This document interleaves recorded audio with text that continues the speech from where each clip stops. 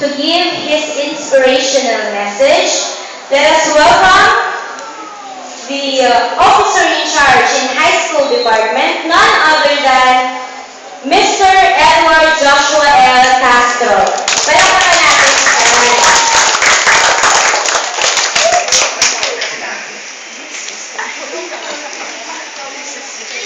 It is an honor and privilege to me to be one of communion guest speaker for this inspirational message for this recognition, Araw ng Pagkilala. Ngayong taon, magandang buhay.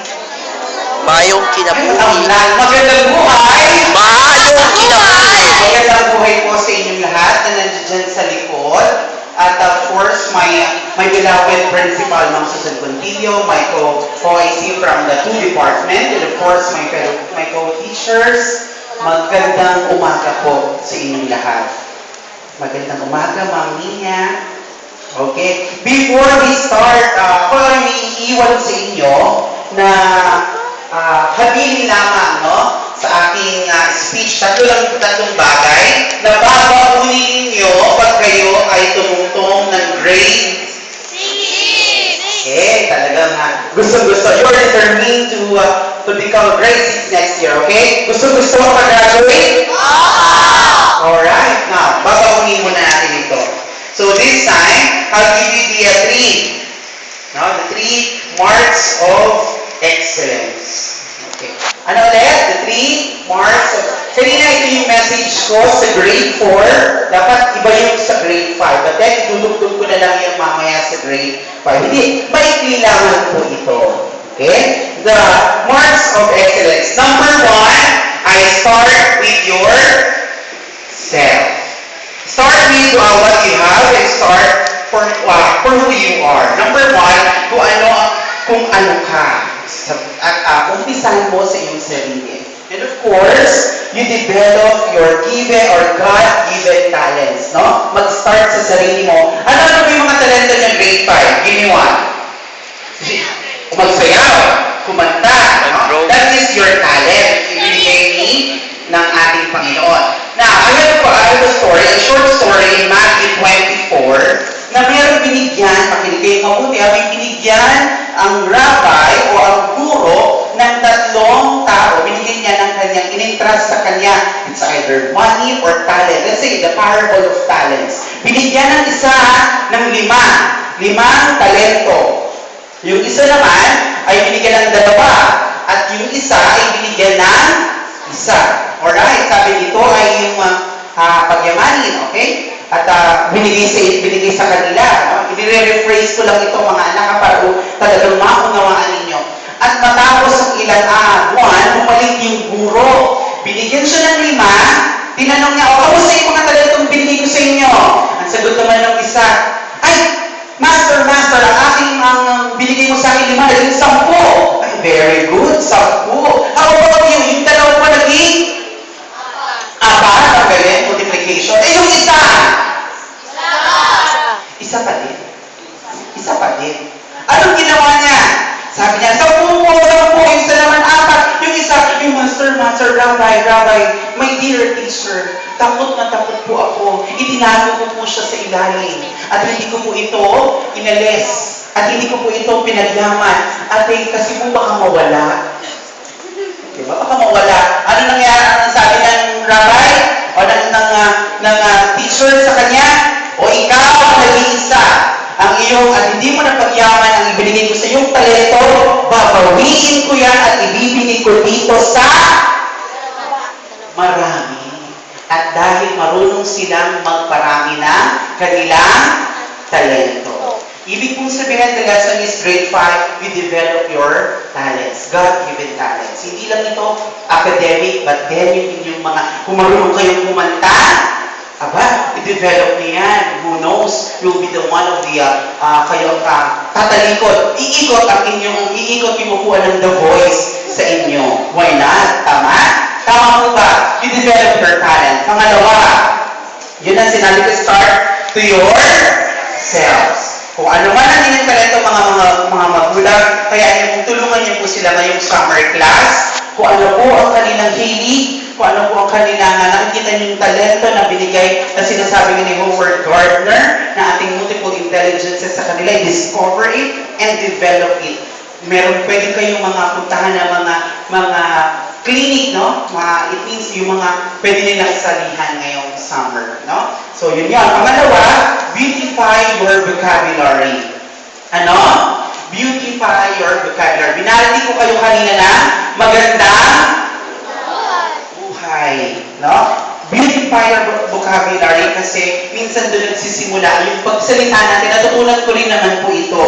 No? Kahit hindi tayo, kahit ano man ang religion natin, natutunan natin ito na kapag sinabi mo hindi mo kaya, hindi talaga.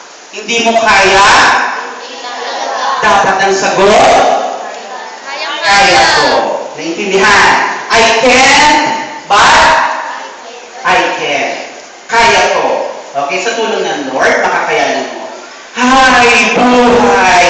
Tapos na naman ang ito na naman mamalengke na naman ako magluluto. Hay, beautify your words every day. Kaya ko to, makakapasa ako sa exam, makakapasa ako sa periodical ng ating teacher, at mag-excel ako ngayong grading at sa lahat ng grading. Kaya ba natin grade 5? Opo. Kaya ba ng grade 5? Opo. Alright. Kaya sa grade 6, di ba? Alright. And last but not the least, ay ang ating pong good character. Ayan, meron tayong medyo promotion. Sige, paupuin muna natin siya. Last na po ito, mga grade 5. Okay. Ang last na iniiwan ko po sa inyo ay ang pagkakaroon ng good character. Na kung saan, kahit hindi kayo yung nasa top, yung pinaka nasa number 1, or ano man ang inyong natanggap ngayon, matatanggap, you are grateful and thankful na meron kayong natanggap na medal, which is, nag-strive hard kayo, no? Minsan kasi, sa ating pagpupumilit, sabi ko nga kanina din, minsan sa ating pagpupumilit, no? Kung minsan sa ating pagpipilit na mag-excel, maging number 1 at palaging number 1, no?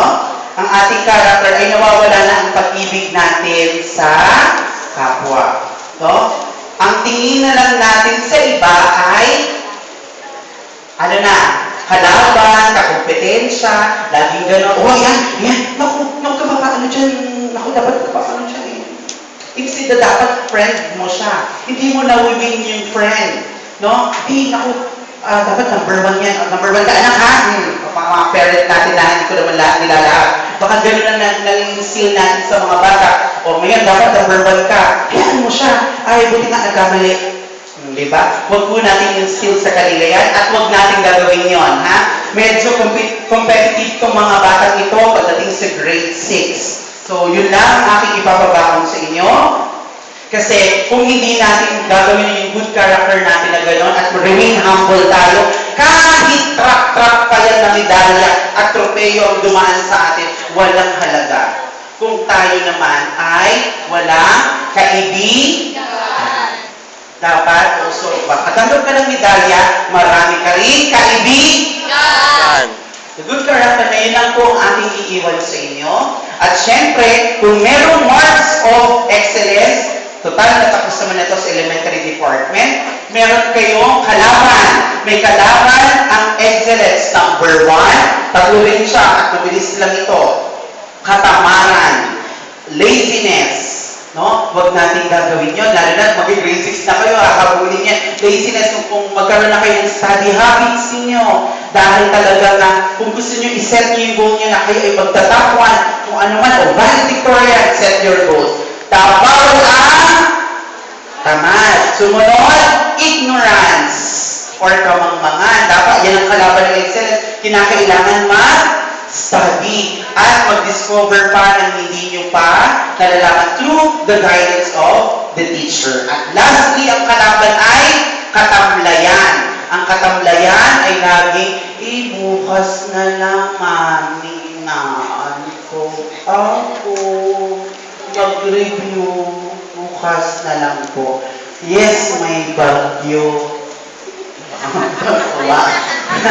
Ay, opo, bukas. Tapos sa ating recognition, bakit wala? Kasi bukas na lang din yung medal, mami. Kasi natamlay ako eh. Dapat with energy na meron kayo, kasi na kayo ay mag-aral. Naiintindihan po ba ninyo? Yes. It goes to everyone. Tandaan niyo yung marks of excellence, i-develop ang talents, beautify your vocabulary, you can do it. And of course, a good character towards your peers. At syempre, kalabanin natin yung ating enemies of excellence. So maraming salamat sa inyong lahat na nakinig, pero din po sa mga magulang na alin kahit paano po ay nagkaroon kayo ng konting lesson po sa aking ibinahagi. Munting bahagi ito lang inihanda ko po sa grade 5 at kanina rin po sa grade 4. Muli maraming salamat po sa inyong lahat.